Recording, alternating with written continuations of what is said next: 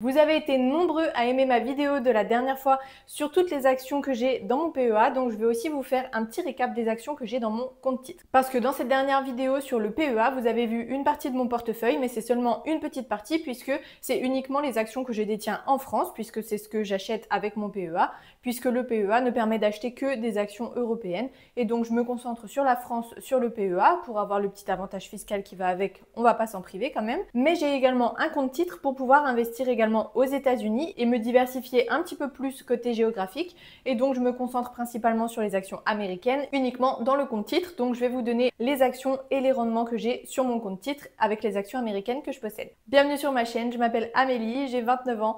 Je suis en train de construire mon patrimoine et de construire des revenus passifs pour pouvoir remplacer tout simplement mon salaire par des dividendes, pour pouvoir vivre uniquement de revenus passifs. Et je vous partage ici sur cette chaîne ma stratégie et tout ce que je suis en train de mettre en place pour pouvoir y arriver. Tout ce que je vais te donner dans cette vidéo, c'est uniquement à titre indicatif et informatif. Je partage simplement ce que je fais. Je ne dis pas que c'est les meilleures actions, bien loin de là. Je ne dis pas que c'est la meilleure stratégie qu'il faut. C'est simplement ce que je fais moi. Tout ce que je dis ne sont donc absolument pas des conseils en investissement. Je t'invite très fortement à t'informer un maximum, à apprendre le plus de choses possible sur l'investissement avant d'investir ton argent.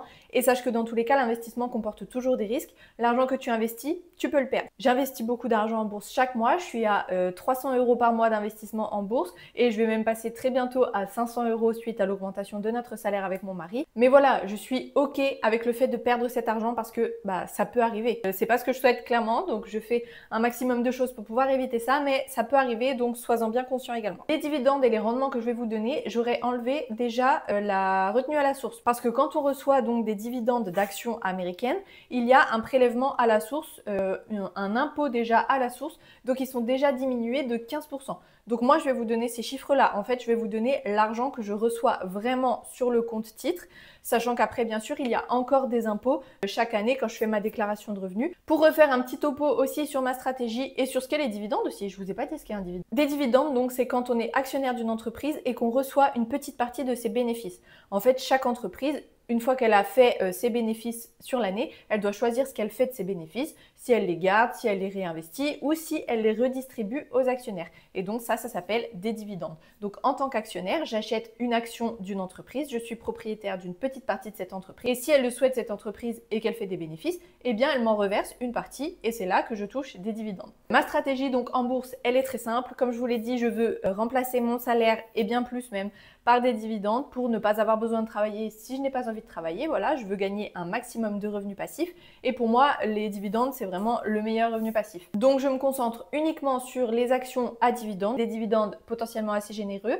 J'aimerais un rendement bien sûr supérieur à l'inflation et au livret A, sinon pas d'intérêt de risquer son argent en bourse. Et donc pour le moment, comme je travaille toujours et que je suis toujours dans cette optique de faire grossir voilà, les dividendes, tous les dividendes que je touche jusqu'à présent sont réinvestis dans tous les cas à chaque fois. J'achète de nouvelles actions qui vont me verser de nouveaux dividendes l'année d'après et ainsi de suite. Pour l'instant, j'essaie de faire grossir cette boule de neige parce que j'ai clairement pas encore assez d'argent en bourse. Selon mes calculs, il va falloir s'approcher du million pour que je puisse vraiment en vivre. Donc j'y suis pas encore, donc il faut encore faire grossir cette boule de neige, donc je réinvestis à chaque fois tous les dividendes.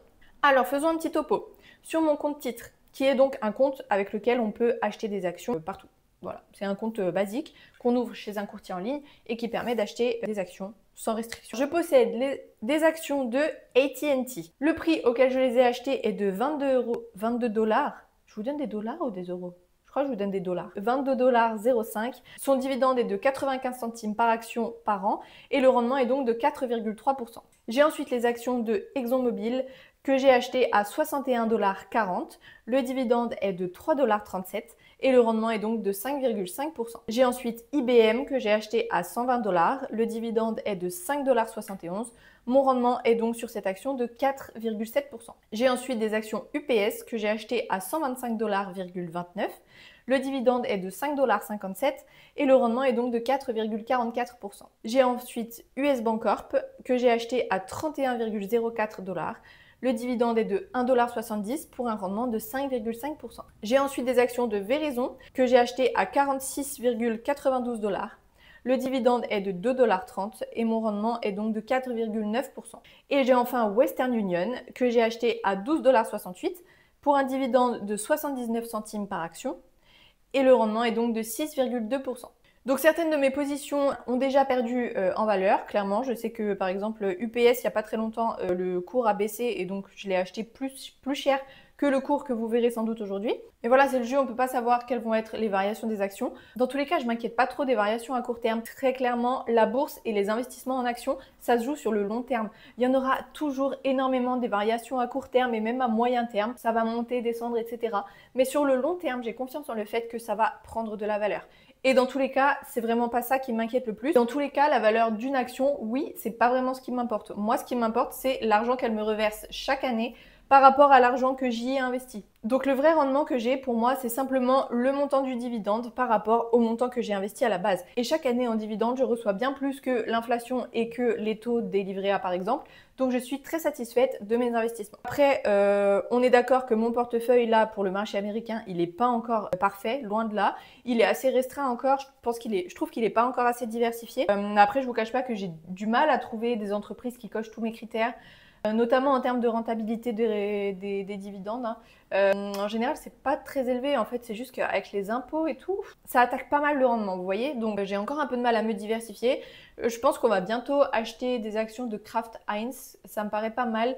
Ça me gêne juste un peu qu'ils augmentent plus trop leurs dividendes depuis quelques années. Donc, à voir où est-ce que ça nous mène. S'ils arrivent aussi à relancer un peu leur activité et tout. Globalement, avec l'inflation ces derniers temps, c'est un peu compliqué pour pas mal d'entreprises. Donc, à voir. On va encore étudier un petit peu la question avec mon mari. Dans tous les cas, voilà, l'investissement en bourse, pour moi, c'est pas une affaire de quelques mois ou quelques années. Ça dure vraiment sur le long terme. Donc, c'est pas très grave si maintenant, je ne suis pas très diversifiée. En soi, entre mes deux comptes, c'est quand même suffisamment diversifié, je pense. Je crois pas que j'en ai déjà parlé sur YouTube, mais il y a quelques années, j'avais acheté des actions de Eutelsat sur mon PEA. Bon, bah, on a perdu beaucoup d'argent avec ça parce que ils ont décidé de couper les dividendes, de faire beaucoup d'investissements, etc., etc. L'action s'est vraiment effondrée par rapport au prix auquel je l'avais acheté. Bon, bah, c'est pas très grave. Je sais que j'ai perdu beaucoup d'argent sur cette affaire, mais au final, avec le reste de mes investissements, ça s'est vraiment équilibré et j'ai pas perdu tant d'argent que ça au global. Donc voilà, c'est la preuve que je suis assez bien diversifiée pour le moment pour gérer les éventuels problèmes sur une seule action. Mais voilà, mon but c'est bien sûr de m'améliorer dans le temps, dans les années, d'être encore plus diversifiée sur les secteurs d'activité, etc. On va aussi le faire, je pense, un peu plus quand on va ouvrir notre compte avec notre entreprise. Du coup, mon entreprise génère des bénéfices et donc je vais bientôt ouvrir également un compte titre pour investir ces bénéfices.